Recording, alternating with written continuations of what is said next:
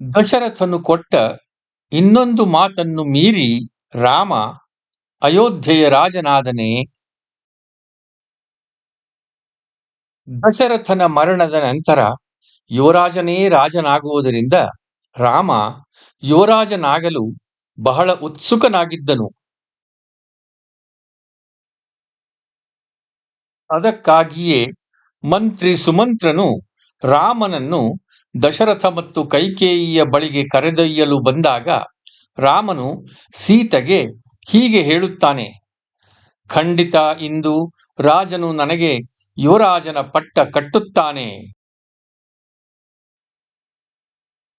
ಆದರೆ ಭರತನನ್ನು ಯುವರಾಜನನ್ನಾಗಿ ಮಾಡಲಾಗುವುದು ಮತ್ತು ರಾಮನು 14 ವರ್ಷಗಳ ಕಾಲ ವನವಾಸಕ್ಕೆ ಹೋಗಬೇಕಾಗುತ್ತದೆ ಎಂದು ಕೇಳಿದ ರಾಮ ತಕ್ಷಣ ವನವಾಸಕ್ಕೆ ಹೋಗಲು ಸಿದ್ಧನಾಗುತ್ತಾನೆ.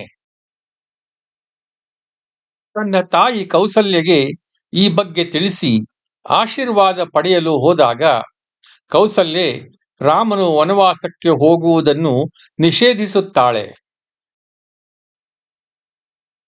ರಾಜನೆಂಬ ಕಾರಣದಿಂದ ದಶರಥನು ನಿನ್ನಿಂದ ಹೇಗೆ ಪೂಜಿಸಲ್ಪಡಲು ಅರ್ಹನಾಗಿದ್ದಾನೆಯೋ ಹಾಗೆಯೇ ನಿನ್ನ ತಾಯಿಯಾಗಿ ನಾನೂ ಕೂಡ ನಿನ್ನಿಂದ ಪೂಜಿಸಲ್ಪಡಲು ಅರ್ಹಳು.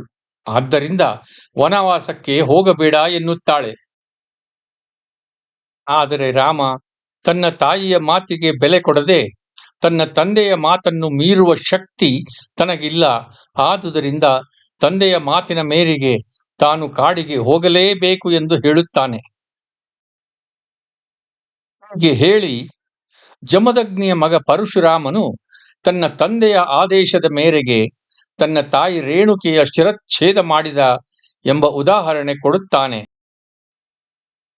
ಈ ರೀತಿಯಾಗಿ ರಾಮನು ತನ್ನ ತಂದೆ ಕೊಟ್ಟ ಮಾತಿನಂತೆ 14 ವರ್ಷ ಕಾಡಿಗೆ ಹೋಗುತ್ತಾನೆ.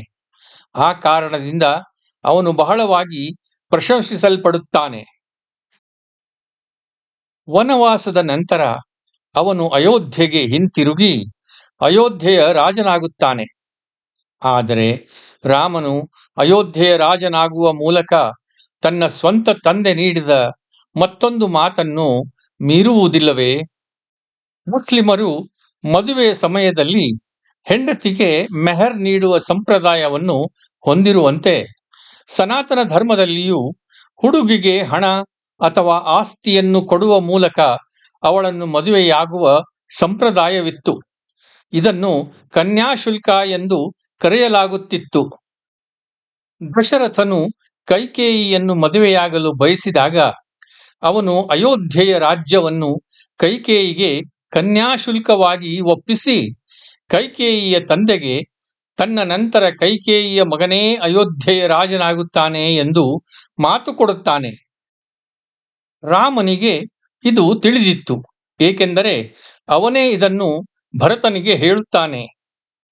ಭರತನು ರಾಮನನ್ನು ಅಯೋಧ್ಯೆಗೆ ಮರಳಿ ಕರೆತರಲು ಹೋದಾಗ ರಾಮನು ಭರತನಿಗೆ ಹೀಗೆ ಹೇಳುತ್ತಾನೆ: ಬಹಳ ಹಿಂದೆ ತಂದೆ ನಿನ್ನ ತಾಯಿಯನ್ನು ಮದುವೆಯಾದಾಗ ಕೈಕೇಯಿಯ ಮಗನಿಗೆ ರಾಜ್ಯವನ್ನು ನೀಡಲು ನಿನ್ನ ತಾಯಿಯ ಅಜ್ಜನೊಂದಿಗೆ ಒಳ್ಳೆಯ ಒಪ್ಪಂದ ಮಾಡಿಕೊಂಡಿದ್ದನು.